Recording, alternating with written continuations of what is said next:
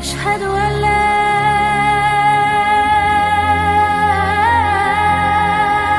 إله إلا الله. Ma'asyiral muslimin yang dimuliakan Allah Subhanahu wa taala. Sebelum saya menceritakan tentang hubung kait antara Ya'juj dan juga Ma'juj dengan Dzulqarnain, maka saya akan urut kisah ini berdasarkan Al-Quran yang terdapat dalam Suratul Kahfi. Namun sebelumnya saya ingin menjelaskan tentang siapa sebenarnya Raja Dzulqarnain itu. Kenapa disebut Dzulqarnain? Hidup di zaman siapa dia? Kemudian apa sepak terjangnya? Dan apa hubung kait beliau dengan Ya'juj dan juga Ma'juj? Ma'asyiral muslimin yang dimuliakan Allah Azza wa Jalla. Kita tahu bahwa kalau kita menceritakan kisah-kisah dalam Al-Quran, maka akan dapat pelajaran yang bisa kita petik di dalamnya. Makanya Allah Subhanahu wa taala berfirman sendiri, laqad kana fi qisasihim ibratun liulil albab. Dan sungguh pada kisah-kisah yang diceritakan dalam Al-Quran itu ada pelajaran besar, khususnya kita yang memiliki akal yang sehat. Bahkan salah satu faidah kenapa Allah Subhanahu wa taala banyak mengkisahkan kisah-kisah dalam Al-Quran,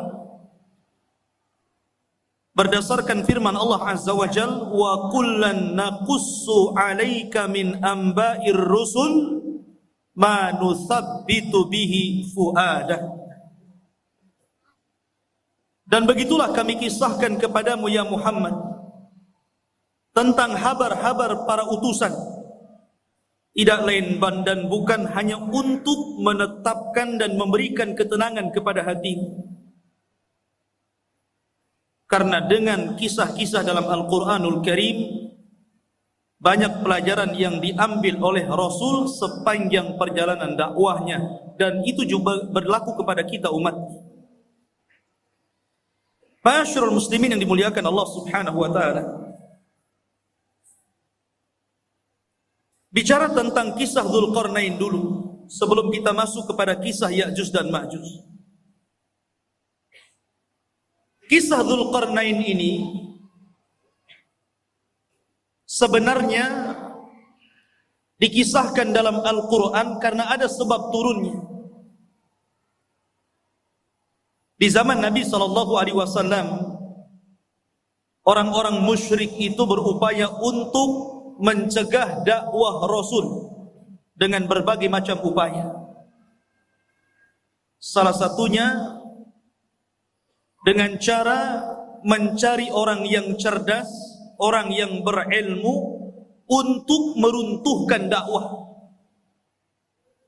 Jadi mencari dalil kepada orang alim, tapi bukan untuk mencari kebenaran, tapi mencari pembenaran untuk meruntuhkan dakwah. Jadi orang-orang musyrik itu orang-orang bodoh, karena tidak diturunkan kepada mereka kitab-kitab dari langit. Berbeda dengan orang Yahudi dan Nasrani, diturunkan padanya Taurat dan Injil. Sehingga orang-orang musyrik ini, pembesar-pembesar mereka datang ke Madinah, kemudian bertanya kepada orang Yahudi tentang sosok orang yang mengaku nabi di daerahnya, maksudnya Nabi SAW. Maka orang-orang Yahudi mengatakan kepada orang-orang musyrik, kalau memang orang yang mengaku nabi di daerahmu betul-betul seorang nabi, tanyakan kepadanya 3 perkara. Kalau dia sanggup menjawab, berarti dia seorang nabi. Tapi kalau dia tidak sanggup menjawab, dustakan kenabiannya. Apa 3 soalan yang akan ditanyakan, yang diajarkan orang-orang Yahudi kepada orang-orang musyrik untuk ditanyakan kepada Rasul? Yang pertama, akhbirna an fityatin dhahabu fi dhahril awal qad kanat lahum qisatun ajibah. Tanyakan kepada orang yang ngaku nabi itu tentang beberapa anak muda di zaman awal-awal yang mereka memiliki kisah yang ajaib. Siapa anak-anak muda itu? Kemudian yang kedua, akhbirna an rajulin tawafan balagha masyariqal ardi wa magharibaha. Tanyakan juga kepada orang yang ngaku nabi itu tentang seorang laki-laki yang berkeliling dunia sampai ke arah barat dan sampai ke arah ujung daripada timur. Kemudian yang ketiga, akhbirna anir ruh wa mahi. Tanyakan juga kepada dia tentang apa itu ruh. Akhirnya orang-orang musyrik sudah mendapatkan apa yang mereka kehendaki untuk ditanyakan kepada Nabi SAW, bukan untuk mencari kebenaran. Tidak. Mereka hanya hendak menghalang-halangi dakwah Rasul saja supaya didustakan manusia. Akhirnya para pembesar Quraisy sesampainya di Mekah, mereka datang kepada Nabi SAW. Mereka mengatakan, ya Muhammad, sesungguhnya kami memiliki 3 soalan. Kalau engkau sanggup menjawab, maka engkau adalah seorang nabi, amanna bik, pasti kami akan beriman kepadamu. Tapi kalau engkau tidak sanggup menjawab, memang engkau ini nabi palsu, pendusta. Akhirnya Nabi SAW mengatakan, silahkan tanyakan saja. Maka kemudian orang-orang musyrik ini bertanya tentang 3 soalan tadi. Saking senangnya Nabi SAW, kalau seandainya Rasul bisa menjawab 3 soalan itu, mereka akan beriman. Nabi SAW menjanjikan dengan kata-katanya, sa'ukhbirukum ghadan. Besok saya kabarkan jawabannya. Dan Nabi SAW lupa mengatakan insya Allah. Saking senangnya Nabi SAW sampai tidak mengatakan insya Allah, hanya mengatakan baik, besok saya akan jawab pertanyaan. Rupanya gara-gara Nabi SAW tidak mengucapkan insya Allah, akhirnya Allah uji keesokan harinya. Tidak ada Jibril yang datang memberitahu jawabannya. 1 hari, 2 hari, 5 hari, 10 hari, sampai 15 hari. Sehingga mulai orang-orang musyrik menganggap bahwa Nabi ini seorang pendusta, khianat, janji malah diingkari. Dari situlah Nabi SAW sesak dadanya. Akhirnya pada hari ke-15 malaikat Jibril turun dan menurunkan surah Al-Kahfi. Dan ini sebagai jawabannya. Adapun anak-anak muda yang berada di zaman awal yang mereka terjerembab dalam gua, mereka adalah Ashabul Kahfi, yang Allah firmankan, am hasibta anna ashabal kahfi warraqim kanu min ayatina ajaba. Apakah engkau mengira bahwa anak-anak muda yang terjerembab dalam Al-Kahfi, gua yang dalam itu, warraqim. Raqim itu papan yang ada nama-nama Ashabul Kahfi, itu disebut Raqim. dan itu tertera di dinding depan gua Al-Kahfi. Dan mereka adalah tanda-tanda kebesaran kami yang luar biasa, yang ajaib. Adapun anak muda yang berkeliling dunia sampai mencapai ujung barat dan ujung timur, ujung selatan dan ujung utara, adalah Dzulqarnain, di mana Allah Subhanahu wa taala berfirman, "Yas'alunaka an dzil qarnaini qul sa'atlu 'alaikum minhu dzikra." Mereka bertanya-tanya kepadamu tentang siapa Dzulqarnain. Kata Allah, katakan ya Muhammad kepada mereka, saya akan cerita, saya akan bacakan kepada kalian sedikit dari cerita Dzulqarnain. Kata-kata minhu itu menunjukkan sedikit, karena memang Al-Quran tidak panjang lebar menceritakan Dzulqarnain, tidak sebagaimana cerita Ibrahim, cerita Nabi Musa dan yang lain. Hanya cuplikan kecil.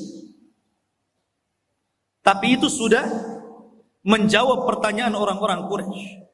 Adapun ruh, maka Allah katakan yas'alunaka 'anir ruh qulir ruhu min amri rabbi. Mereka bertanya tentang ruh, katakan ruh itu urusan Rabbmu. Karena ruh itu sampai hari ini walaupun teknologi sudah canggih, nggak ada yang bisa mendeteksi ruh itu seperti apa. Sehingga ruh itu urusan Allah Subhanahu wa taala. Dari sini ikhwatu fiddin dimuliakan Allah Azza wa Jalla. Sebab cerita Dzulqarnain itu dari sebab turunnya ayat ini dari pertanyaan orang-orang Quraisy. Dan subhanallah ikhwan, gaya dakwah orang-orang Quraisy itu ditiru oleh sebagian orang-orang yang tidak suka dengan dakwah. Terkadang ada orang jahil, dia ingin menghancurkan dakwah. Caranya apa? Bertanya kepada orang alim, tetapi yang tidak sepakat dengan orang alim yang hendak dijatuhkannya. Dia hanya minta fatwa saja. Setelah dapat fatwa bukan diamalkan, tapi untuk menjatuhkan lawan.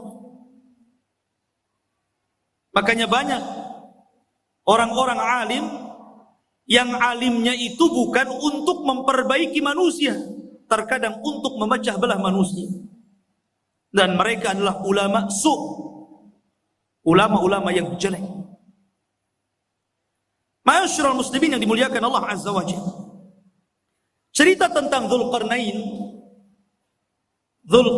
ini menjadi khilaf para ulama.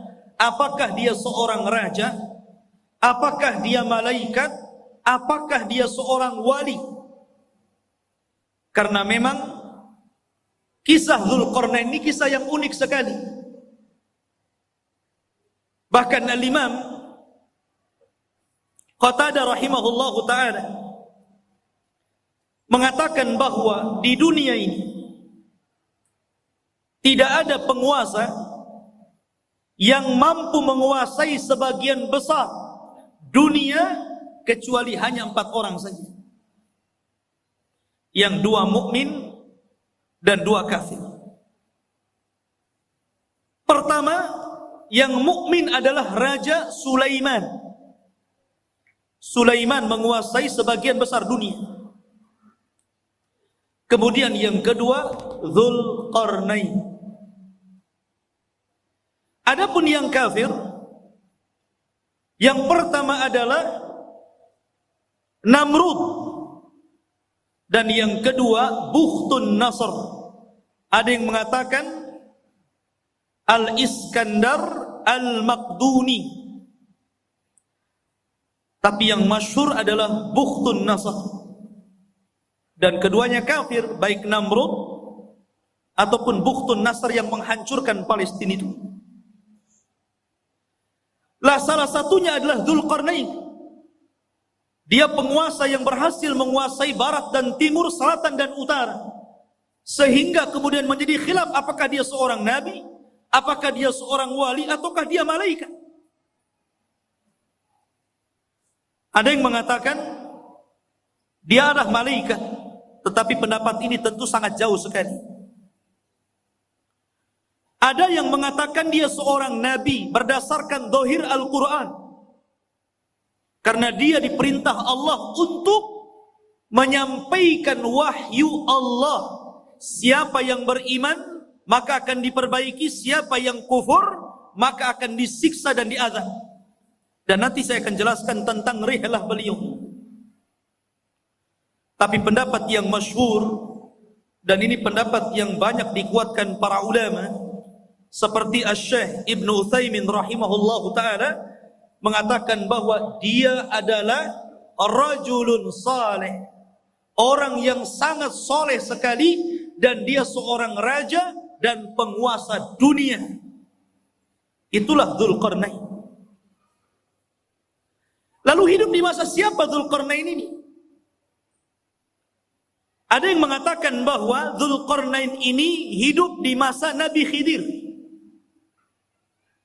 bahwa Khidir pernah berjumpa dengan Dzulqarnain di Baitul Maqdis, kemudian diangkat menjadi menterinya, menjadi penasehatnya.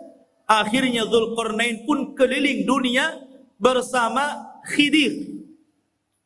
Ada yang berpendapat seperti itu, tetapi pendapat ini dibantah oleh para ulama yang banyak. Apalagi pendapat ini sampai mengatakan Khidir tidak mati sampai hari ini. Kemudian yang kedua, dan ini yang dikuatkan para ulama, juga dikuatkan oleh Imam Ibnu Utsaimin rahimahullahu taala, bahwa Dzulqarnain itu hidup di masa Nabiullah Khalilur Rahman Ibrahim alaihi salatu wassalam. Jadi ia hidup di masa Nabiullah Ibrahim. Bahkan dia pernah tawaf bersama Ibrahim dan juga Ismail di Ka'bah. Bahkan dikatakan Ibrahimlah yang menjadikan Dzulqarnain ini masuk ke dalam agama tauhid. Yang dengan itu akhirnya Dzulqarnain berdakwah keliling dunia.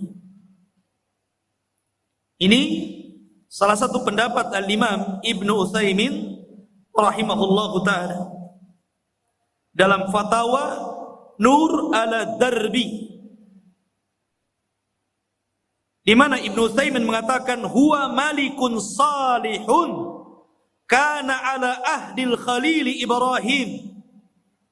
Dia adalah raja yang saleh, hidup di masa Nabiullah Ibrahim alaihi salatu wassalam, wa yuqalu annahu tafa ma'ahu bil baiti fallahu a'lam. Bahkan dikatakan dia pernah tawaf bersama Ibrahim di Baitullah, Allahu a'lam.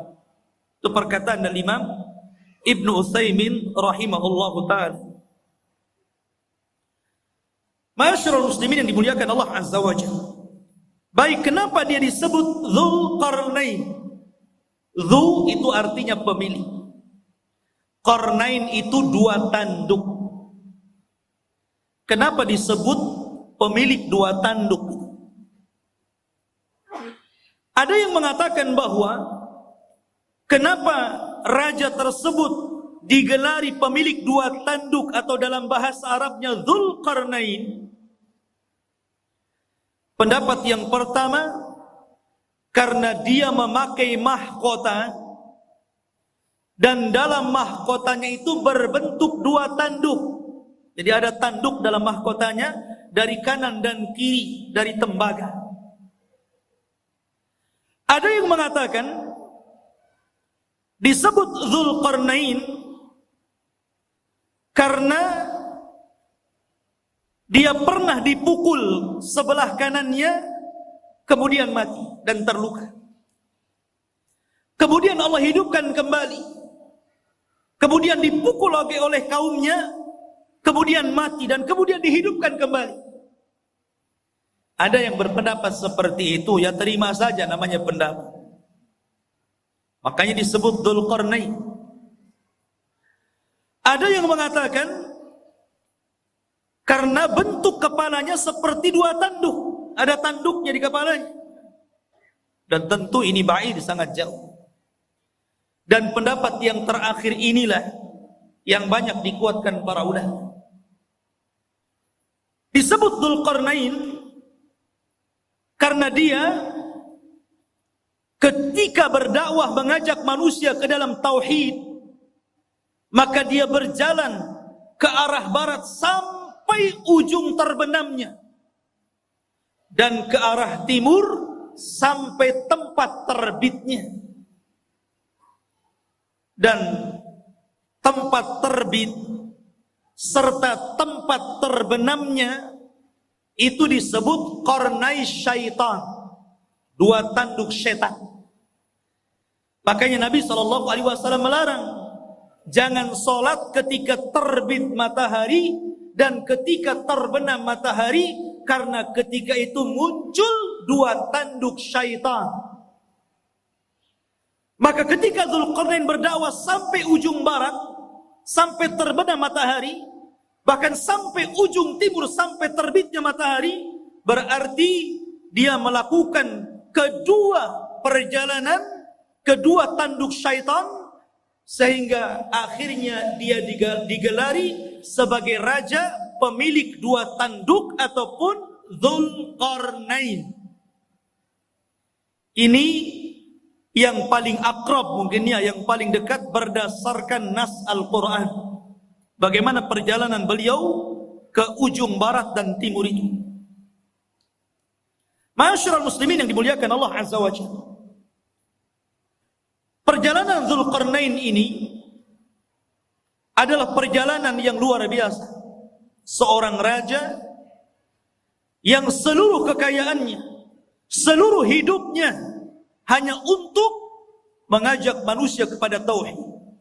Makanya kalau kita cerita para raja, saya kira di negeri kita saja cerita para raja banyaknya. Ada Raja Majapahit, ada raja ini, raja itu. Di negeri kita paling banyak cerita raja itu. Kata Syekhul Islam Ibnu Taimiyah rahimahullahu ta'ala, sesungguhnya apabila kita cerita tentang Raja Dzulqarnain, sesungguhnya tidak ada kisah yang lebih indah, yang lebih baik melebihi kisahnya Raja Dzulqarnain. Karena banyak ibrah dan pelajaran. Bahkan kisah Dzulqarnain ini sangat menginspirasi bagi dakwah Nabi SAW. Karena turunnya cerita Dzulqarnain ini di saat sulit-sulitnya Nabi dalam berdakwah. Jadi ketika Nabi SAW mengalami keperitan dakwah, kesulitan dakwah, tiba-tiba Allah Subhanahu wa ta'ala turunkan ayat dan menceritakan tentang kisah Dzulqarnain, seolah-olah turunnya ayat ini memberikan solusi kepada Nabi SAW dalam dakwahnya. Bahkan disebutkan oleh Safiur Rahman Al-Mubarakfuri dalam sirah nabinya, ada pelajaran besar. Kenapa kisah Dzulqarnain ini diturunkan kepada Nabi SAW di saat kesulitan Rasul dalam berdakwah? Apa hikmahnya? Beliau mengatakan, seolah-olah Allah Subhanahu wa ta'ala menjanjikan kepada Rasul bahwa kelak kekuasaan Rasul SAW akan sama dengan kekuasaan Dzulqarnain. Ketika Dzulqarnain berkuasa sampai ujung barat dan timur, maka kelak juga apa yang dibawa Nabi SAW pun akan sampai kepada ujung barat dan timur. Makanya Nabi SAW mengatakan, Innallaha zawaliyal ardu fara'aitu masyariqaha wa magharibaha. Sesungguhnya Allah lipatkan bumi, kata Nabi SAW kepadaku, sehingga aku melihat ujung barat dan ujung timur. Padahal Rasul tidak pernah seperti Dzulqarnain ke ujung barat dan timur, kan? Rasul tidak pernah ke Indonesia saja, nggak pernah. Ya. Tapi Nabi SAW diperlihatkan ujung barat dan timur, seolah-olah kekuasaan Nabi SAW akan sampai ke ujung barat dan ujung timur. Dan itu menjadi sebuah kenyataan. Islam hari ini berada di mana-mana. Di daratan Eropa, Afrika, Asia, semua ada Islam. Ma'asyiral muslimin yang dimuliakan Allah Azza wa Jalla. Itulah hikmahnya tentang kisah ini diturunkan kepada Nabi sallallahu alaihi wa ala alihi wasallam. Adapun tentang nasab beliau, nasabnya Dzulqarnaini. Siapa Dzulqarnaini? Siapa namanya? Keturunan siapa dia? Ada yang mengatakan bahwa Dzulqarnain ini satu di antara raja-raja Yaman. Artinya dia bukan raja di luar daripada Arab. Tapi Dzulqarnain itu raja Arab karena berasal dari Yaman. Karena rata-rata raja Yaman itu kalau menggelari rajanya selalu diawali dengan kalimat Dzu. Seperti Dzu Nuwas yang pernah menguasai Himyar Yaman. Ya. Maka raja-raja yang diawali dengan kalimat Dzu berarti menunjukkan raja itu adalah raja Yaman. Dan dia keturunan dari kabilah Qahtan. Dan kabilah Qahtan itu keturunan daripada Nabiullah Daud alaihi salatu wassalam. Dan ini pendapat yang kuat. Karena banyak orang-orang yang kemudian meneliti, membaca, berusaha untuk menggali siapa Dzulqarnain itu. Sehingga kemudian muncul katanya Dzulqarnain itu adalah seorang raja yang pernah hidup di Cina. Dan tembok yang dibangun untuk mengurung Ya'juj dan Ma'juj itu ya tembok Cina itu. Ada yang berpendapat seperti itu. Sehingga kemudian orang-orang mengatakan Ya'juj dan Ma'juj itu orang Cina karena temboknya di sana. Ya. Satu. Ada yang mengatakan bahwa Dzulqarnain itu satu raja yang pernah menguasai Persia. Dan ada juga yang mengatakan bahwa Dzulqarnain adalah Iskandariyah Al-Maqduni Al-Yunani, murid daripada Aristoteles, seorang pencetus filsafat Yunan. Dan ini ada ulama yang mengatakan seperti ini. Dan ini banyak sekali yang mengatakan bahwa Dzulqarnain itu adalah Iskandariyah Al-Maqduni Al-Yunan yang pernah menguasai Cina, menguasai India, kemudian juga pernah menguasai Persia dan Romawi. Jadi kekuasaannya besar Iskandariyah Yunan ini, Al-Maqduni ini. Tapi pendapat ini dibantah para ulama. Salah satunya adalah Al-Hafidh Ibnu Hajar rahimahullahu ta'ala membantah. Kenapa? Karena jarak antara munculnya Raja Dzulqarnain dengan Iskandariyah Al-Maqduni Al-Yunan ini jauh sekali. Iskandariyah ini datang setelahnya 2000 tahun. Karena dia hidup di zaman yang dekat dengan Isa bin Maryam. Dan dia adalah murid daripada Aristoteles. Yang kedua bantahannya, Al-Iskandariyah Al-Maqduni atau Al-Yunan ini, dia seorang kafir. Tetapi Dzulqarnain adalah raja yang beriman, bukan raja kafir. Yang ketiga, Dzulqarnain orang Arab. Adapun Iskandariyah Al-Maqduni Al-Yunan bukan orang Arab, tapi orang Mesir. Dan inilah yang kemudian dikuatkan oleh Al-Hafidh Ibnu Hajar, Al-Hafidh Ibnu Katsir, dan juga Al-Imam Ibnu Taimiyah rahimahullahu ta'ala membantah pendapat bahwa Dzulqarnain itu adalah Raja Iskandariyah Al-Maqduni Al-Yunan. Karena itu hidup di zaman mendekati Isa bin Maryam. Sementara pendapat yang kuat sebagaimana dikemukakan oleh Al-Imam Ibnu Utsaimin bahwa Dzulqarnain itu hidup di masa Ibrahim. Enggak ketemu.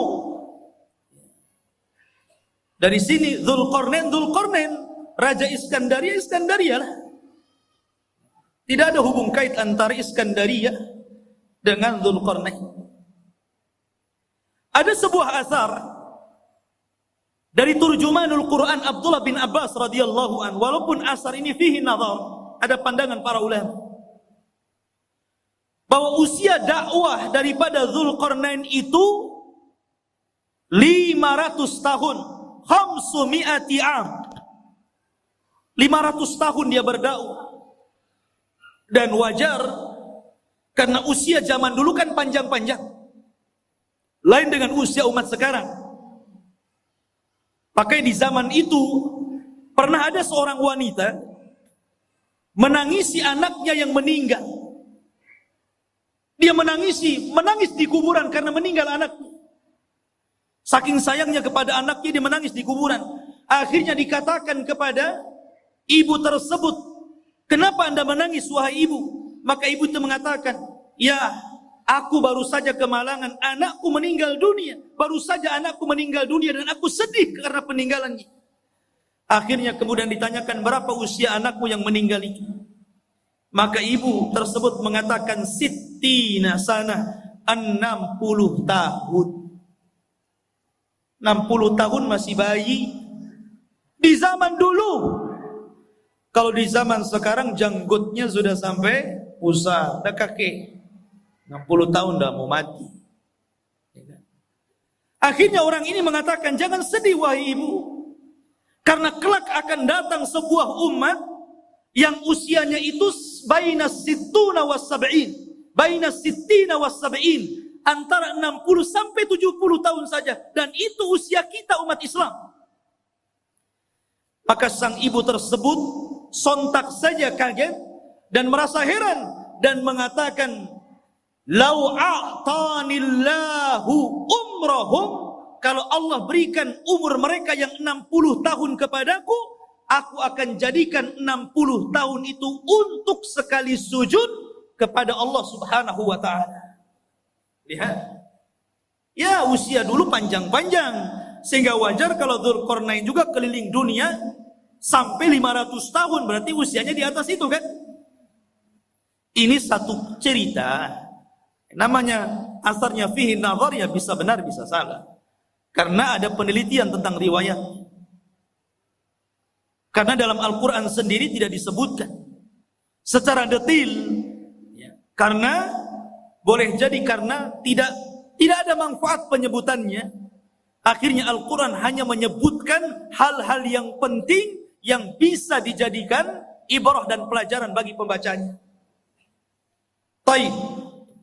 Itu sedikit muqaddimah tentang siapa Dzulqarnain itu. Di dalam Al-Quranul Karim, tepatnya surah Al-Kahfi, ayat yang ke-83.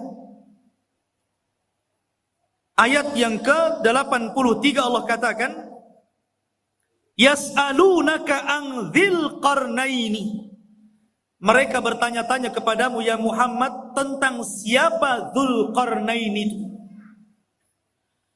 Qul sa'atlu alaikum minhu dzikra. Katakan ya Muhammad, saya akan bacakan kepada kalian minhu, dari sedikit kisahnya saja. Dzikra, penyebutannya. Tidak banyak, hanya sedikit. Dan begitulah Allah Subhanahu wa ta'ala. Terkadang Allah Subhanahu wa ta'ala menyebutkan kisah-kisah para nabi. Ada yang panjang lebar, dari kecil, remaja, dewasa, sampai tua. Dijelaskan. Seperti Ibrahim alaihi salatu wassalam. Seperti Nabiullah Musa alaihi salatu wassalam. Diceritakan dari kecil sampai tua. Ada yang diceritakan secara global saja. Salah satunya adalah kisah Dzulqarnain. Hanya cuplikan saja. Tapi ada nabi-nabi yang kita kenal namanya, termasuk salah satu nabi daripada nabi-nabi 25 nabi dan rasul yang disebutkan nama dalam Al-Quran. 18 namanya terdapat dalam surah Al-An'am dan lebihnya tersebar dalam beberapa surat, sehingga sempurna 25 nama Nabi dan Rasul, itu pun tidak semua diceritakan. Seperti Dzulkifli, tidak ada ceritanya. Hanya namanya saja disebut. Yasa, ada mana namanya disebut, tapi tidak ada ceritanya dalam Al-Quran, baik sedikit ataupun banyak. Dari sini menunjukkan bahwa Allah berfirman, Allah mengatakan, rusulan qad qasasnahum 'alaika min qablu wa rusulan lam naqsushum 'alaika wa kallamallahu Musa taklima. Dan ada rasul-rasul yang kami ceritakan kisahnya, tapi ada juga rasul-rasul yang kami tidak ceritakan kisahnya. Tapi kita wajib beriman adanya para rasul dan nabi itu. Ma'asyiral muslimin yang dimuliakan Allah Azza wa Jalla. Kemudian Allah mengatakan, inna makkanna lahu fil ardi wa atainahu min kulli syai'in sababa. Inna sesungguhnya kami makkanna lahu, sesungguhnya kami telah memberikan kekuasaan lahu kepada siapa? Dzulqarnain. Makkan itu artinya kekuatan, kekuasaan, kehebatan untuk menjadi raja. Apa sebabnya? Sebabnya wa atainahu min kulli syai'in sababa. Dan kami telah memberikan kepada Dzulqarnain ini jalan untuk mencapai segala sesuatu yang dikehendakinya. Jadi kalau Sulaiman ingin membangun sesuatu, dia sudah punya para arsiteknya. Kalau dia ingin menyerbu sebuah kaum, sudah siap para tentara-tentaranya. Kalau dia ingin membuat pengairan, kalau di Batam mungkin kayak ATB gitu kan, sudah ada ahli airnya. Kalau ingin membuat jalan, sudah ada ahli jalannya. Kalau ingin membuat persenjataan, sudah ada ahli senjatanya.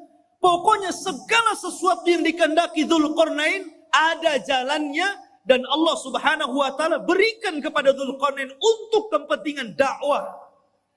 Nih yang menjadikan Allah makkanna lahu fil ardh. Kami berikan kekuasaan yang besar di permukaan bumi kepada Dzulqarnain ini. Dan ini sebuah pelajaran bahwa kalau seorang penguasa ingin berkuasa dengan kuat dan tidak bisa ditumbangkan, maka dia harus mengikuti firman Allah Azza wa Jalla, wa atainahu min kulli syai'in sababa. Dia harus punya orang-orang pakar-pakar, harus dekat dengan dia. Pakar ekonomi, pakar politik gitu kan, pakar hubungan antara dalam negeri dan luar negeri, dan pakar-pakar yang lainnya. Kalau dia memiliki pakar-pakar itu dan sesuai dengan bidangnya, maka dia akan kokoh menjadi penguasa. Tapi kalau dia kemudian mencomot menteri asal saja, yang penting bapak senang umpamanya ya, atau mengambil orang-orang dekat yang penting mendukung dia, nah itu tidak akan inna makkanna lahu fil ardh. Jadi betul-betul harus orang-orang ahlinya seperti Dzulqarnain, baru penguasa itu akan kuat kekuasaan. Kemudian Allah mengatakan fa'atba'a sababa. Maka mulailah Dzulqarnain mengikuti satu jalan. Ingat, perjalanan Dzulqarnain dalam berdakwah ini banyak sekali. Banyak sekali. Tapi Al-Quran hanya menceritakan 3 perjalanan dakwahnya saja. Karena ini yang paling vital, yang paling penting, dan banyak pelajaran yang kita bisa petik, khususnya bagi Anda para penguasa. Karena ini seorang raja. Kalau Anda ingin menjadi penguasa negara, hendaklah pelajari kisah Dzulqarnain. Karena ini contoh bagi para raja. Sebagaimana pernyataan dari Imam Syekhul Islam Ibnu Taimiyah rahimahullahu ta'ala, tidak ada kisah yang terbaik para raja melebihi kisahnya Dzulqarnain. Perhatikan perjalanan pertama. Allah mengatakan, hatta idza balagha maghribasy syamsi wajadaha taghrubu fi ainin hamiyatin wa wajada indaha qauman qulna ya dzal qarnain imma an tu'adziba wa imma an tattakhidha fihim husna fa amma man zalam fa sawfa nu'adzibuhu thumma yuraddu ila rabbih fayu'adzibuhu adzaban nuqra. Perhatikan ini perjalanan pertama Raja Dzulqarnain. Hingga apabila dia telah sampai ke tempat terbenam matahari. Ketika dia sampai ke mana? Ainin. Ain itu maksudnya lautan. Hamiyatin maksudnya yang bentuknya seperti lumpur hitam. Jadi beliau mengarah ke arah barat karena terbenam matahari di situ. Terbenam matahari di mana? Di barat. Pertama kali perjalanan Dzulqarnain ke mana? Ke arah barat. Dia berjalan ke arah barat. Dan di sini Allah mengatakan ainin hamiyah. Maksudnya lautan yang menghitam seperti lumpur hitam. Karena begini ikhwan, matahari itu awalnya putih. Kemudian semakin mengarah ke barat menjadi kuning. Kemudian semakin tenggelam menjadi merah. Kemudian ketika tenggelam menjadi hitam karena muncul malam. Itulah disebut ainin hamiyah. Dan disitulah ujung daripada barat karena sudah tidak ada jalan lain. Sudah ujungnya, selebihnya nggak ada tanah lagi, lautan semuanya. Lah Dzulqarnain sampai di ujung barat. Disitulah Dzulqarnain. Ikhwan, ini Dzulqarnain itu berjalan ke sana kemari hanya untuk memperbaiki. Dan ini percontohan penguasa, percontohan presiden, percontohan seorang raja. Walaupun Dzulqarnain itu sudah kaya raya, kaya harta, kaya jabatan, kaya pasukan, buat apa lagi? Sudahlah, duduk-duduk saja, kan begitu. Ya. Sekarang saja seperti itu, baru menjabat maaf, baru sekelas wali kota atau bupati saja gitu kan. Kadang-kadang kalau safar kemana-mana tidur saja. Udah sampai, sudah.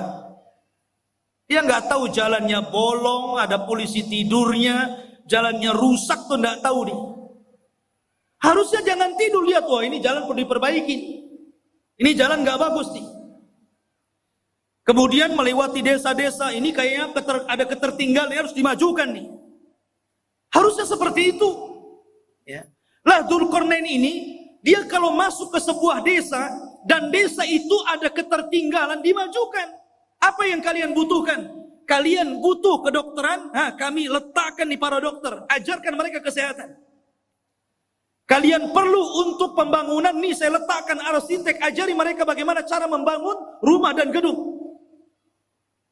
Jadi sifatnya seperti itu. Dzulqarnain ini hanya memperbaiki. Kalau sudah baik tempat tersebut, daerah tersebut, diletakkan orang-orangnya, kemudian dia jalan lagi.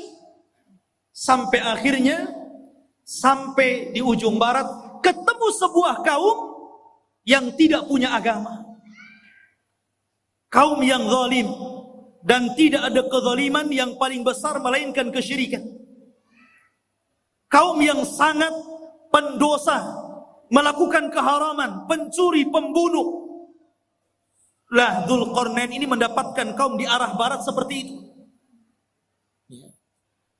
Makanya Allah mengatakan di dalam ayat ini, ya Dzal Qarnaini, wahai Dzal Qarnain, wahai Raja Dzulqarnain, imma an tu'adzib wa imma an tattakhidha fihim husn. Terserah engkau. Apakah engkau mau menghukum orang-orang jahat ini, orang-orang zalim ini, orang-orang yang tidak beriman ini, ataukah engkau ingin berbuat baik kepada mereka? Terserah. Maka Dzulqarnain mengatakan, amma man zalam. Adapun orang yang zalim, adapun orang yang menyekutukan Allah, yang suka membunuh, yang suka mencuri, yang suka melakukan keharaman, fasaufa nu'adzibuhu, kami akan azab dia, kami akan hukum dia, thumma yuraddu ila rabbih, setelah itu kami serahkan kepada Rabbnya, fayu'adzibuhu adzaban nuqra, kelak Rabbnya akan mengadab boleh jadi lebih dahsyat dibandingkan azabku kepada mereka. Tetapi sebaliknya, wa amma man amana wa amila salihan falahu jazaan al-husna wa sanaqulu lahu min amrina yusra.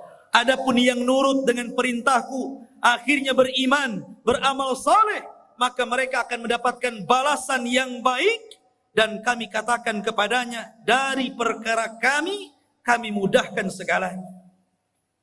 Jadi kalau memang dia mengikuti dakwah Dzulqarnain, mau mentauhidkan Allah, mau melakukan amal saleh, mau melakukan amal kebaikan, dan mengikuti arahan-arahan Dzulqarnain, maka Dzulqarnain akan membangun qaryah tersebut, daerah tersebut akan dibangun,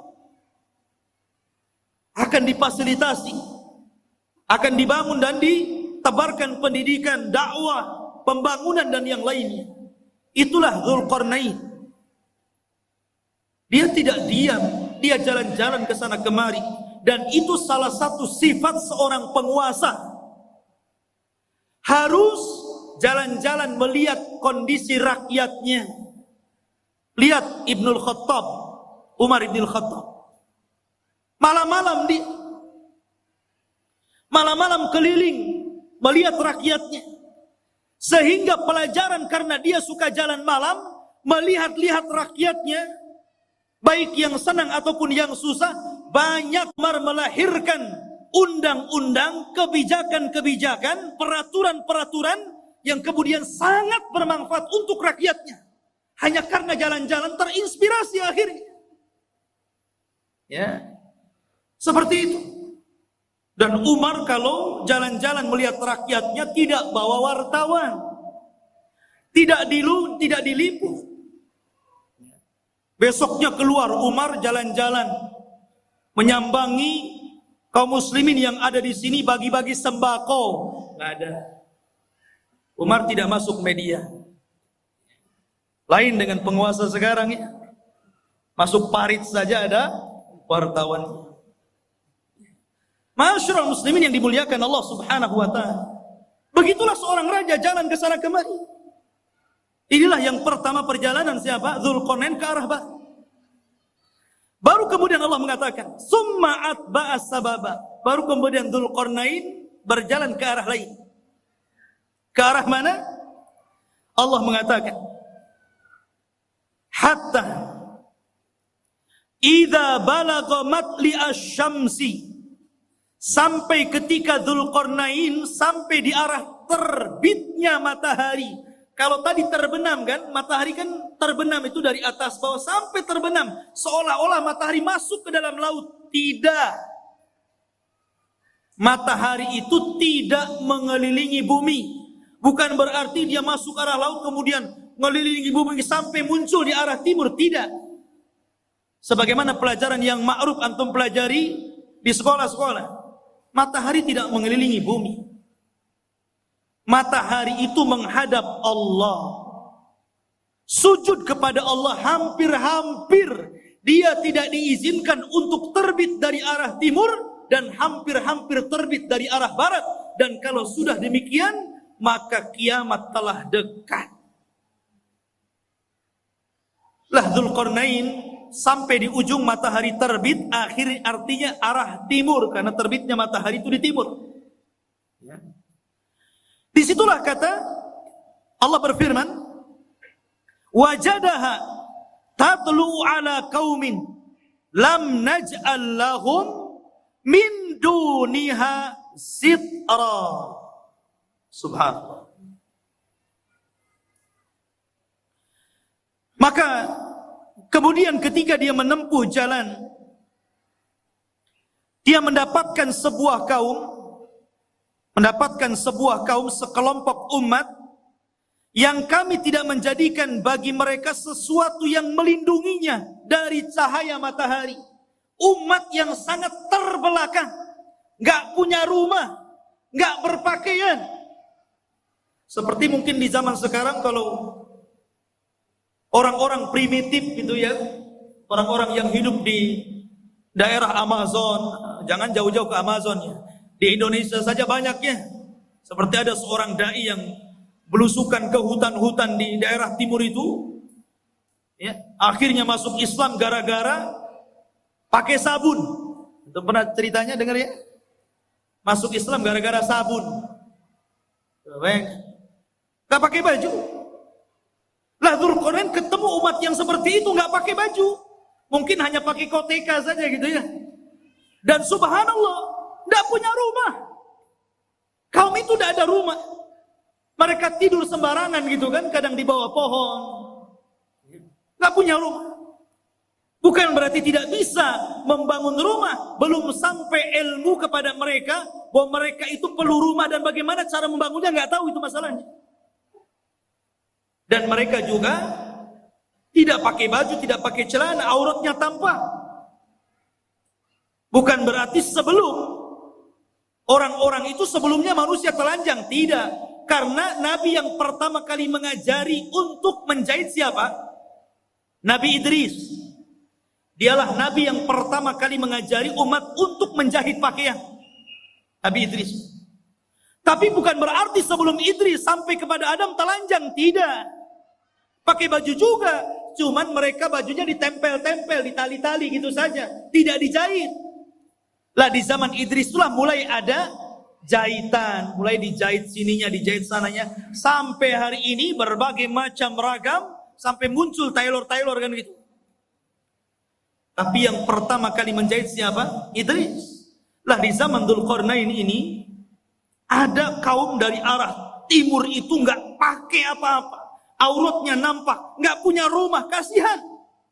Ya. Kemudian kadzalika wa qad ahadna bima ladaihi khubra. Kadzalika. Begitulah sesungguhnya ilmu kami meliputi segala apa yang ada padanya. Maknanya akhirnya Allah Subhanahu wa taala menjelaskan bagaimana Dzulqarnain diberikan kemampuan oleh Allah untuk memperbaiki umat itu. Pelan-pelan Dzulqarnain mengajarkan bagaimana cara membuat rumah. Kemudian bagaimana cara berpakaian. Kemudian diajak untuk beriman kepada Allah. Akhirnya mereka pun beriman kepada Allah lewat dakwah Dzulqarnain.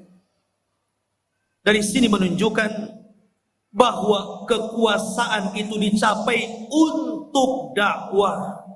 Jangan antum memilih penguasa kalau tidak ada kepentingan kepada agama. Itu catatannya. Kalau antum hendak memilih penguasa, cari penguasa yang condong ke dalam Islam, yang mau memperjuangkan Islam, yang mau mengangkat harkat derajat para ulama dan orang-orang yang cinta para ulama. Siapa penguasa yang dekat dengan Islam, memperjuangkan Islam, kita pilih. Begitu. Itu barometernya. Kita tidak mengatakan si A ataupun si B, satu ataupun dua, tidak. Pokoknya siapa di antara penguasa itu, oh yang satu ini kalau jadi Islam remek nih. Islam akan diganti nih. Kalau yang ini minimalnya Islam akan baik. Islam tidak akan diganggu. Islam akan jaya. Kita pilih yang cenderung dengan agama. Karena memang kekuasaan itu alat untuk berdakwah. Itulah Dzulqarnain. Dijadikan alat kekuasaannya untuk berdakwah dalam rangka mentauhidkan Allah, mengajak manusia ke jalan Allah Subhanahu wa taala. Harusnya seperti itu. Kemudian yang ketiga, dan ini inti pembahasan kita. Allah Subhanahu wa taala berfirman, "Tsumma atba'a sababa." Kemudian Dzulqarnain memilih jalan yang selanjutnya, setelah ke barat, kemudian ke timur, sekarang ke utara atau ke selatan. Tapi Allah tidak mengatakan utara atau selatannya, antara dua arah itu. Cuman Allah mengatakan hatta idza balagha baina saddaini wajada min dunihima qauman la yakaduna yafqahuna qaula. Hingga apabila Dzulqarnain sampai di antara dua buah gunung yang sangat tinggi dan besar, dia mendapati di hadapannya sebuah kaum yang hampir-hampir kaum itu tidak paham apa yang diucapkannya. Gak ngerti bahasanya itu, aneh bahasanya. Mungkin bahasa kita ini bahasa planet. Ngomong apa nih? Saya gak paham. Kita aja di Indonesia, kadang-kadang dialognya orang Jawa dengan orang Medan itu beda kan? Beda, kadang-kadang orang Medan gak paham bahasa Jawa, orang Jawa gak paham bahasa Medan. Sampai saya dengar iklan di radio itu kan aneh-aneh. Beli es pak, kata orang Jawa, sampun telas. Iya segelas, kata. Bilang sampun telas, dibilang satu gelas. Boten enten, ya pakai santen. Gitu. Wong Medan, oh kok tahu kamu saya orang Medan? Gitu. Ya, kadang-kadang nggak nyambung tuh. Itu dialog Jawa dengan Medan nggak nyambung tuh. Sampai dijelaskan oleh Imam Ibnu Katsir dalam Bidayah wan Nihayah. Sampai Dzulqarnain itu untuk memahami bahasa orang itu memerlukan 10 penerjemah. Dari satu bahasa ke bahasa berikutnya, dari bahasa berikutnya, sampai 10 bahasa, 10 penerjemah. Baru Dzulqarnain paham, oh iya maksudnya apa, baru tahu. Bahasanya susah dipahami. Ya. Rupanya Dzulqarnain paham keinginan. Apa keinginannya? Dikemukakan dalam Al-Quran. Qalu, mereka berkata, ya Dzulqarnain, inna Ya'juj wa Ma'juj mufsiduna fil ard fahal naj'alu laka kharjan ala an taj'al bainana wa bainahum sadda. Ini keinginannya. Dan ini erat kaitannya dengan kisah Ya'juj dan Ma'juj. Dan inilah kisah Dzulqarnain yang ada hubungannya dengan kita kaum muslimin. Kisah yang terakhir ini, pertemuan Dzulqarnain dengan kaum yang terakhir ini adalah kisah yang sangat erat kaitannya dengan kita kaum muslimin. Karena kita ini umat yang ada di akhir zaman. Kenapa kita ini umat yang ada di akhir zaman? Pertama, karena tidak ada nabi setelah Rasul sallallahu alaihi wasallam, maknanya tidak ada umat selain umat Nabi sallallahu alaihi wasallam. Setelahnya dunia ini akan dihancur-hancurkan alias kiamat. Jadi Dzulqarnain diminta oleh mereka. Mereka itu dalam waktu-waktu tertentu datang Ya'juj dan Ma'juj. Mereka membuat kerusakan, membunuh, membantai, merampok, memperkosa, melakukan anarkis. Mereka brutal. Mereka bengis. Makanya kelak di akhir zaman, fitnah Ya'juj dan Ma'juj itu berbeda dengan fitnah Dajjal dan fitnah keluarnya binatang dari perut bumi. Kalau Dajjal fitnahnya apa? Fitnahnya agama. Dia dikeluarkan oleh Allah itu untuk memfitnah agama kita. Karena dia awalnya ngaku nabi, berakhir ngaku Tuhan. Dajjal tidak akan membunuh kita kalau kita menuhankan dirinya. Kecuali kalau kita kufur kepada ketuhanan Dajjal, baru dia bunuh kita. Tapi kalau kita beriman kepada Dajjal, justru disenangkan sama Dajjal. Antum mau apa? Diberi oleh Dajjal. Adapun fitnahnya binatang melata yang akan keluar dari perut bumi, dia tugasnya hanya stempel saja. Ketemu orang kafir, distempel jidatnya, distempel hidungnya, kemudian gosong. Menunjukkan alamat dia kafir. Ketemu orang yang beriman, distempel dahinya, bercahaya, menunjukkan dia mukmin. Ketika itu tidak ada nama, semua dilupakan dari namanya. Saya Abu Meros, saya nggak tahu siapa saya. Sehingga akhirnya orang itu hanya menyebutkan dari tanda yang ada di mukanya, mukmin dan kafir, dan tidak tersinggung. Ya. Mau kemana min gitu. Oh, mau ke sawah fir. Itu saja. Gak tersinggung. Kalau sekarang dikafir-kafirkan orang tersinggung. Enak saja kau kafir-kafirkan saya. Tapi zaman itu tidak. Lah fitnahnya Ya'juj dan Ma'juj itu beda. Ini brutal ini. Dia hanya taunya merusak bumi saja. Membunuh dan membunuh. Bahkan di akhir zaman bukan hanya membunuh, tapi memakai bangkai orang yang dibunuhnya. Kanibal. Jadi dahsyat fitnahnya ini. Makanya kaum ini sangat merengek kepada Dzulqarnain, minta tolong agar Dzulqarnain memisahkan mereka dengan Ya'juj dan Ma'juj ini. Makanya dia mengatakan, ya Dzulqarnain, wahai Dzulqarnain, inna Ya'juj wa Ma'juj, sesungguhnya Ya'juj dan Ma'juj itu mufsiduna fil ard. Dia merusak bumi. Kata para ulama mentafsirkan ketika memaknai apa yang dimaksud merusak di situ, ada yang mengatakan yang dimaksud merusak di situ adalah sebagaimana yang dikatakan Wahab ibn Munabbih bahwa mereka yaf'aluna amala qaumi Lut. Pertama, mereka itu kaum yang homoseksual. Ini kata-kata Wahab ibn Munabbih. Jadi kalau sekarang ada orang yang terjangkit penyakit homoseksual, berarti pengikut Ya'juj dan Ma'juj. Itu menurut Wahab ibn Munabbih. Ingat tuh, jangan sekali-kali mendukung LGBT. Itu perilakunya Ya'juj Ma'juj itu. Tapi jangan antum katakan, lihat Ya'juj Ma'juj tuh.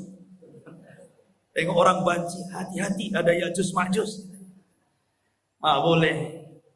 Ini menjelaskan bahwa kerusakan dalam ayat Al-Kahfi tadi, menurut Wahab ibn Munabbih mereka merusak bumi, artinya mereka melakukan amalan kaum Lut.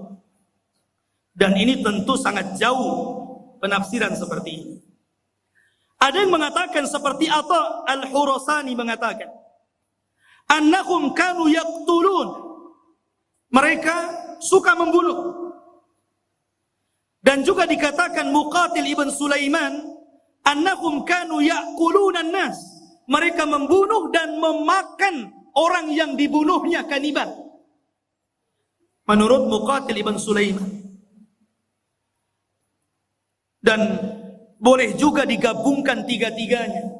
Mereka suka melakukan amalan kaum Lut, dan mereka suka membunuh, membantai, dan mereka juga kanibal, memakan orang yang dibunuhnya, alias kanibal. Itulah kerusakannya Ya'juj dan Ma'juj. Ada orang makan orang? Di zaman sekarang kan ada juga ya. Di YouTube itu daerah mana itu? Pasar jual beli daging orang. Ngeri juga ya.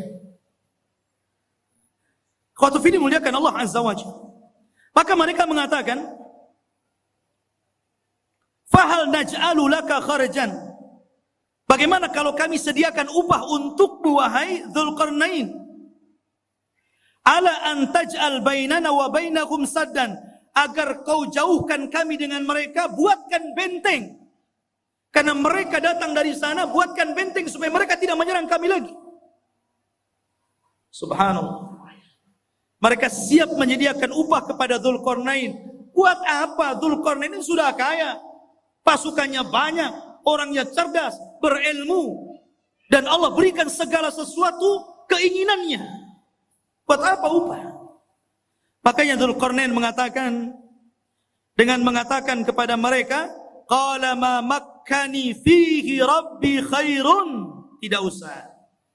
Enggak perlu kalian memberikan upah. Apa yang telah Allah berikan dari kekuasaan dan kekuatan ini sudah cukup untukku. Ini kebaikan, anugerah, nikmat yang luar biasa. Enggak perlu. Nih, seorang raja harus seperti itu. Jangan menyusahkan masyarakat. harus memberikan kesenangan kepada masyarakat. Ma'asyiral muslimin yang dimuliakan Allah Azza wa Jalla. Tetapi Dzulqarnain hanya mengatakan fa'inuni biquwatin aj'al bainakum wa bainahum radma. Tetapi tolong bantu aku. Sediakan orang-orang kuat di antara kalian untuk kerja bakti bersamaku. Nanti aku akan jadikan antara kalian dengan Ya'juj dan Ma'juj itu dinding pemisah supaya dia tidak menyerbu kalian lagi. Inilah jiwa besar seorang pemimpin. Ya, membangun sebuah bangunan yang luar biasa yang belum pernah dibangun orang-orang sebelum dan setelahnya. Bahkan bangunan itu sendiri tidak tahu siapa yang tahu. Nggak ada yang tahu. Sampai sekarang kan nggak ada yang tahu. Walaupun berbagai macam ilmuwan meneliti dengan kecanggihan alat-alat di zaman sekarang, dengan teknologi transportasi yang memudahkan mereka untuk berpindah satu negeri ke negeri yang lainnya, sampai sekarang masih gaib. Masih belum ditemukan, agak-agak kira-kira saja. Mungkin di sini, mungkin di situ. Sampai-sampai Imam Ibnu Katsir meriwayatkan sebuah kisah Raja Abbasiyah, di mana Raja Abbasiyah itu mereka mengirimkan pasukan untuk mencari di mana bentengnya yang dibangun Dzulqarnain ketika mengurung Ya'juj dan Ma'juj. Mengirim delegasi itu. Dan dikatakan oleh Raja Al-Wathiq ketika itu sebagai penguasanya, sebelum kau ketemu benteng itu jangan pulang. Akhirnya berangkat tuh pasukan itu. Dari satu negara ke negara berikutnya, dari satu daerah ke daerah berikutnya, menyeberangi lautan, menyeberangi gunung dan begitu seterusnya. Sampai akhirnya selama 2 tahun baru ditemukan benteng tersebut. Tapi Ibnu Katsir sendiri tidak menyebutkan sanad riwayatnya, sehingga tidak bisa dijadikan pegangan kisah ini. Allahu a'lam ada di mana. Yang jelas sudah ada. Ya. Walaupun sebagian para ulama seperti Lajnah Daimah dan juga Syekh bin Baz rahimahullahu taala, ketika ditanya tentang di mana sebenarnya benteng yang dibangun Dzulqarnain itu, yang mengurung padanya Ya'juj dan Ma'juj dan akan keluar di akhir zaman, maka Syekh bin Baz hanya mengatakan min kibalil masyriq, dari arah timur, maksudnya kota Madinah. Kalau antum berada di Madinah, ke arah timurnya. Kemudian diisyaratkan ke daratan Cina. Ke daratan Cina. Ya. Ada yang mengatakan bahwa benteng itu terletak di daerah daratan Armenia. Ada yang mengatakan Adribajania di daerah Georgia, ya. Itu sebagian ulama mengatakan seperti itu. Tetapi sekali lagi tidak bisa ditegaskan seperti itu. Cuman dari arah timur. Apakah Cina? Tidak. Ya'juj Ma'juj bukan Cina. Walaupun ada sebagian orang yang melihat ciri-ciri daripada hadis Rasul, kok ciri-ciri itu melekat kepada orang-orang Asia. Orangnya pendek, mukanya bulat, matanya sipit. Jangan-jangan saya pula. Bukan. Ya'juj dan Ma'juj itu belum keluar. Kalau Cina sudah keluar dari dulu, ya. Di mana-mana. Dia belum keluar. Dan dia di balik tembok. Dan kelak akan dikeluarkan Allah di akhir zaman. Bukan sekarang. Di akhir zaman. Karena Ya'juj dan Ma'juj itu Allah keluarkan setelah Allah hancurkan bentengnya.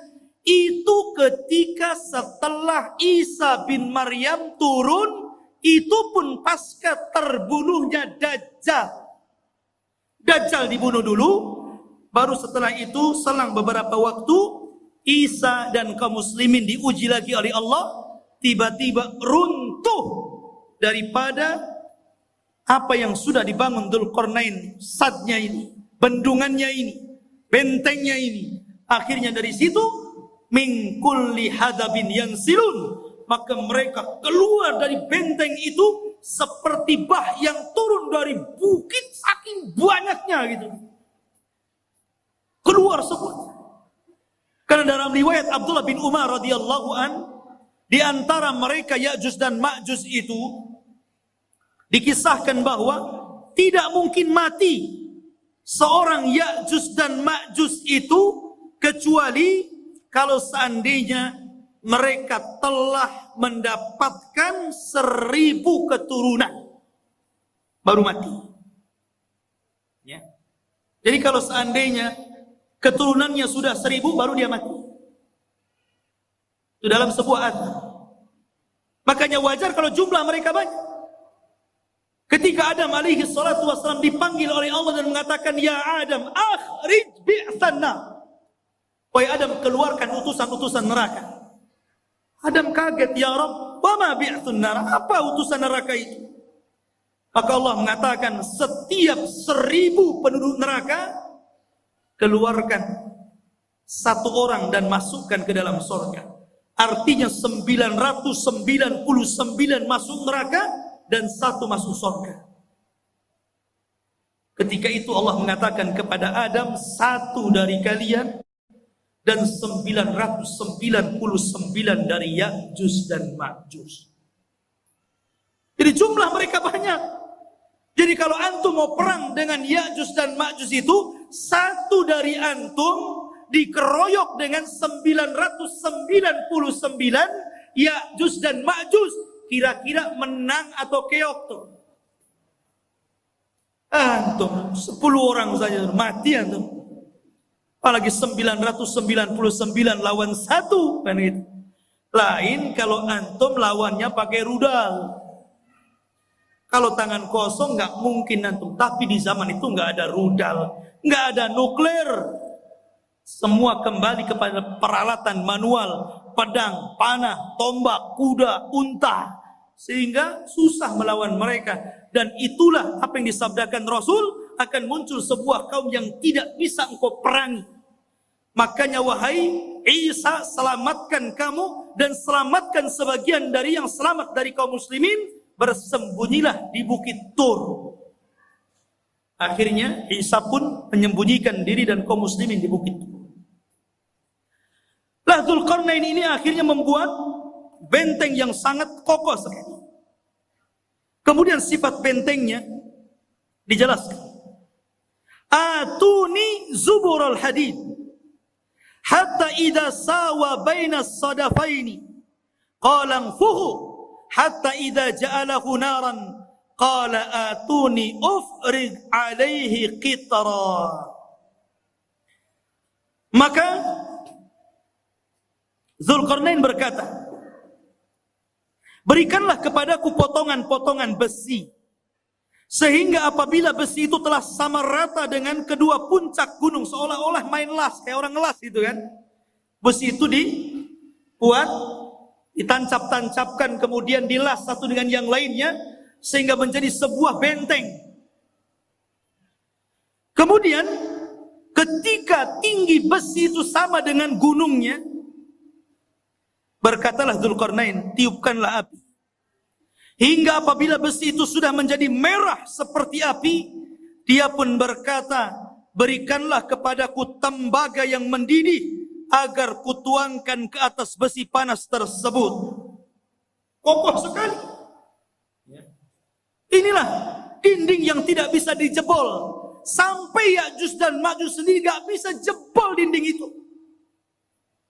Di zaman Nabi SAW, Rasul pernah mendengar sebuah gelegar suara yang menggelegar. Kata Sofia, kata Nabi kepada Sofia, wahai Sofia, tahukah kamu suara apa? Kata Sofia mengatakan tidak tahu, Allah dan Rasulnya yang tahu. Kata Nabi, itulah suara bentengnya Ya'juj dan Ma'juj. Dan dia berhasil melubangi. Kemudian Rasul menyebutkan seperti ini, dia sudah bisa melihat kita dari lubang seperti ini. Jadi Ya'juj dan Ma'juj itu sudah bisa melubangi seperti ini, kata Rasul, ngeker dari dalam. Nah, ini Abu Fulan, ini Abu Fulan. Ya. dikeker. Dan subhanallah, karena kokohnya benteng itu, Ya'juj Ma'juj itu setiap hari melobangi untuk keluar dari situ. Jadi kalau di pagi hari dia datang dengan kumpulan-kumpulan arsitek khusus yang lubangi gua itu dari kalangan Ya'juj dan Ma'juj, mereka ngebor tuh dengan alat yang mereka punya. Ketika sudah kecapean gitu kan, hampir mereka sedikit lagi. Dan waktu sore mereka kemudian kembali ke rumahnya. Besoknya bolongan itu balik lagi ke asalnya. Dan seperti itu hampir mereka putus asa karena tidak bisa melubangi dan tidak bisa keluar dari gerbang. Sampai akhirnya di akhir zaman, ketika pemimpin Ya'juj dan Ma'juj itu hendak memimpin untuk melubangi dan keluar dari benteng itu, kata pemimpinnya, besok kita akan kerja lagi, insya Allah. Pemimpinnya diilhamkan untuk mengucapkan insya Allah. Subhanallah. Ketika pemimpinnya diilhamkan untuk mengucapkan insya Allah, jebol benteng itu. Akhirnya mereka keluar, sehingga ketika mereka turun dari bukit itu dan mengarah ke Palestina, kemudian yang pertama mendarat di sebuah danau Tiberias atau danau Buhairah, diminum itu kelompok yang pertama paling depan, yang tengah dan yang belakang. Ketika sampai di danau itu sudah nggak kebagian air dan mereka mengatakan, kan tadi masih banyak, kenapa sudah habis, katanya. Saking banyaknya. Padahal danau itu bisa menghidupi jutaan jiwa yang ada di sana. Tapi sekali teguk gelombang yang pertama, habis ludas saking banyaknya Ya'juj dan Ma'juj. Lihat bagaimana kuasa Allah Azza wa Jalla. Maka Allah mengatakan, "Famastata'u an yadhharuhu wa mastata'u lahu naqba. Qala hadha rahmatun min Rabbi, fa idza jaa wa'du Rabbi ja'alahu dakkan wa kana wa'du Rabbi haqqan." Maka di sini Allah Subhanahu wa taala mengatakan, Zulkarnain berkata dalam ayat ini, "Famastata'u lahu an yadhharuhu." Ya'juj dan Ma'juj itu tidak mungkin sanggup untuk menghancurkan benteng itu. Tidak sanggup. Karena yang menghancurkan atas izin Allah kan.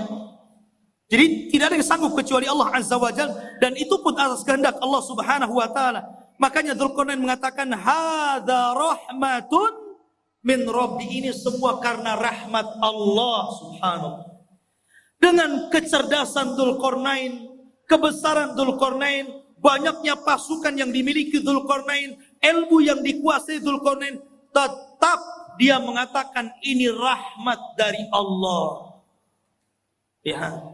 Tawadhu, rendah diri, masih mengakui rahmat ini datang dari Allah. Jangan seperti Qarun yang mengatakan innama utitu min ilmin indi, kekayaan ini datang dari ilmu yang saya miliki, kata.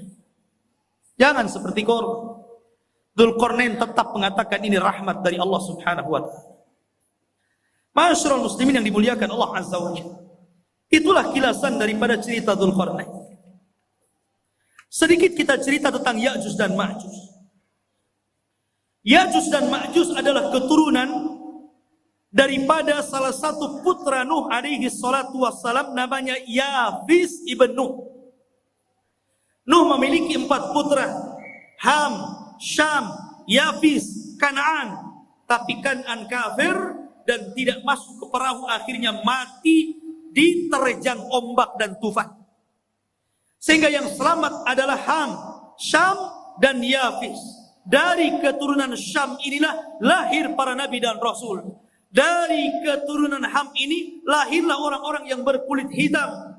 Dan dari keturunan Yafis inilah lahir bangsa Asia. Salah satunya kabilah Ya'juj dan Ma'juj.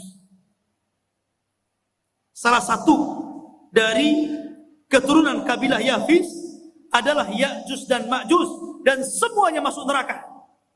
Tidak ada yang masuk surga. Ya, karena mereka diciptakan untuk membuat fitnah. Sama dengan Dajjal. Ya.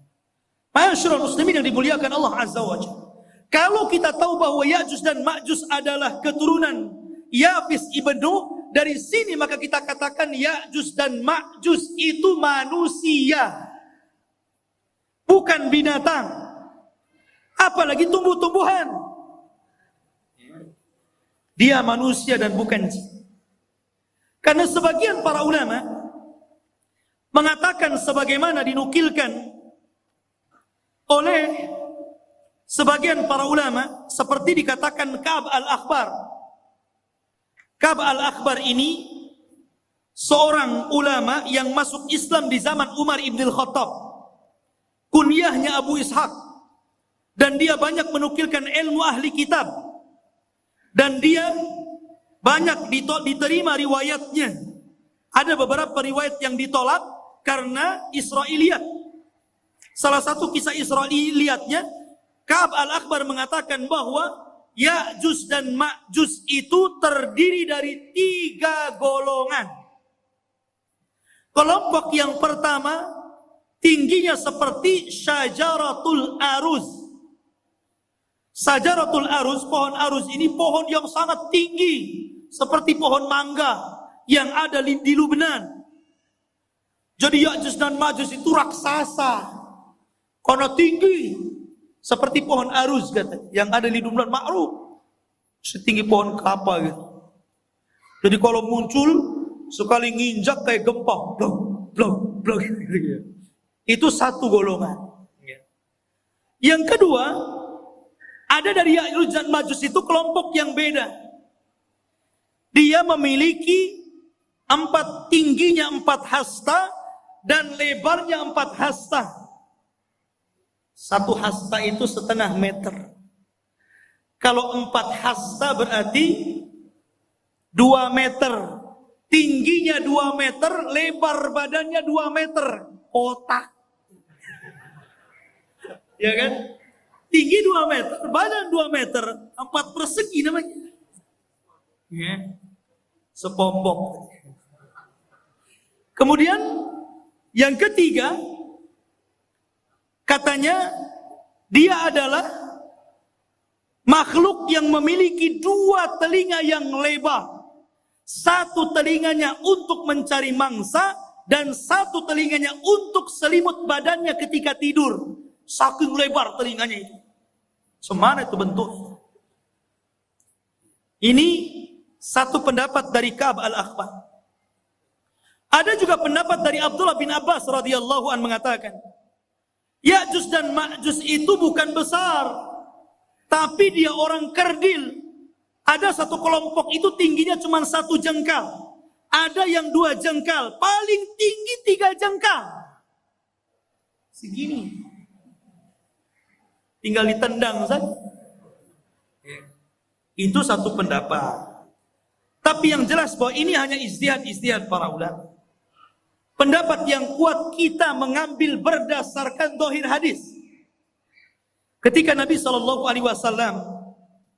menjelaskan tentang ciri-cirinya, bahwa dia adalah dzulful unub, pesek hidungnya, sigharul uyun, sipit matanya, kemudian wujuhuhum kal mijanil mutraqa, wajahnya seperti tameng bulat gitu kan.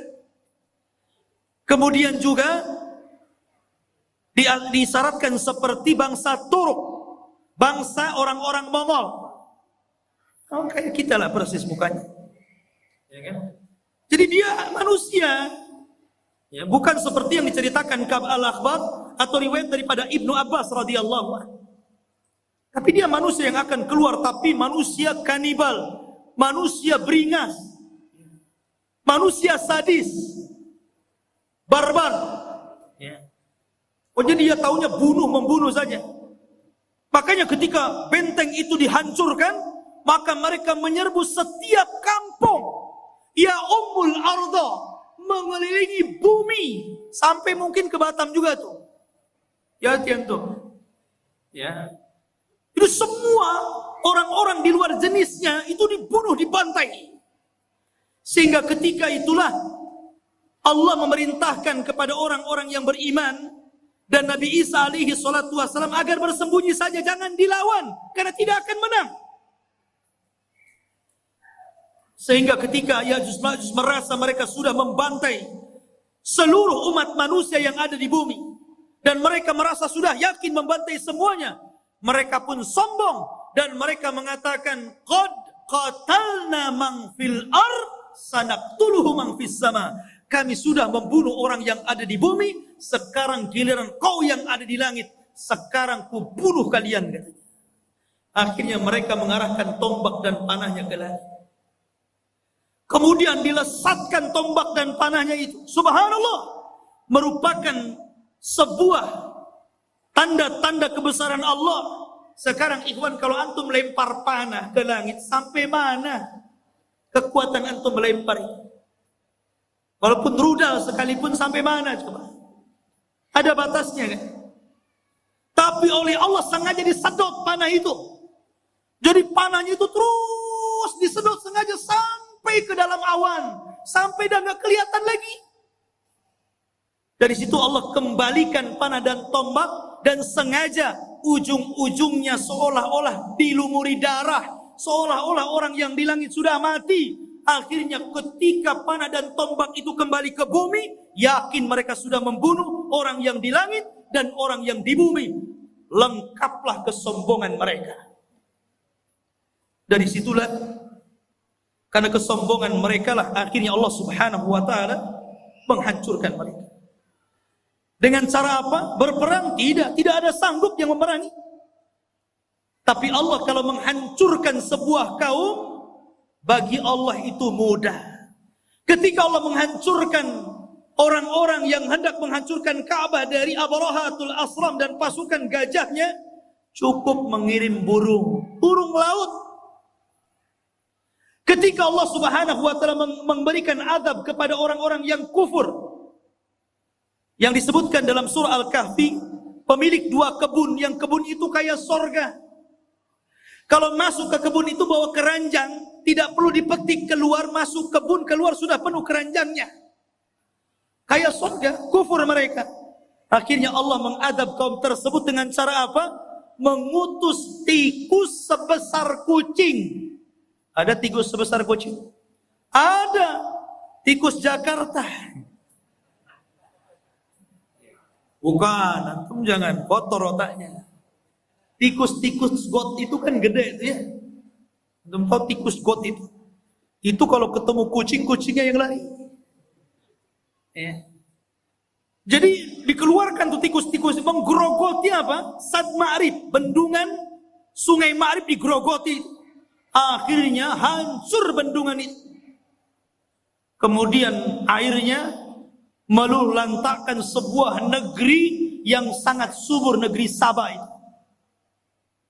Dan tidak ditanami kecuali sedikit. Akhirnya semuanya menjadi rata. Dan tidak ada yang tersisa tumbuhan kecuali hanya pohon bidara, sidrin, dan beberapa pohon yang tidak ada manfaat. Begitu juga ketika Allah menghancurkan Ya'juj dan Ma'juj. Apa yang Allah kirim? Allah tidak kirim buaya, baik buaya laut atau buaya darat. Allah tidak kirim harimau, Allah tidak kirim gajah, tapi Allah kirim ulat, nagab, dun. Itu yang dikirim. Ketika Ya'juj dan Ma'juj tertidur di malam hari, rupanya Allah kirim ulat kemudian masuk ke dalam tengkuknya. Ketika ulat itu masuk ke dalam tengkuknya dan menjadi virus dalam badannya, tiba-tiba satu Ya'juj dan Ma'juj mati dan meninggal dunia, seperti antum mematikan gardu listrik, satu mati semuanya. Bayangkan. Jadi satu Ya'juj Ma'juj mati semua. Subhanallah. Ya. Tetapi yang kerepotan Nabi Isa, cemana membuang bangkainya setiap satu jengkal ada di permukaan bumi. Akhirnya kemudian Isa berdoa agar Allah membersihkan bangkai-bangkainya. Dikirimlah burung seperti burung-burung unta, sebesar burung-burung unta itu. Sebesar unta. Dikirim. Kemudian diambil jasadnya dan dilempar entah berantah di mana. Di laut mana. Dan ketika itu banyak binatang-binatang yang memakan makanan daging, bersyukur kepada Allah Azza wa Jalla. Mereka menjadi kenyang dan gemuk karena banyak bangkai Ya'juj dan Ma'juj di mana-mana. Akhirnya setelah dibuang oleh burung-burung tersebut, Allah menurunkan hujan karena barakah doanya Nabi Isa. Dengan hujan itu akhirnya mengguyur langit, bumi yang kotor dengan bangkai, sisa-sisa bangkai darah dan nanahnya, dan dibuang ke lautan. Akhirnya bumi menjadi subur kembali, dan Isa pun hidup beberapa tahun setelahnya. Dan itulah kehidupan yang paling indah sepanjang kehidupan manusia.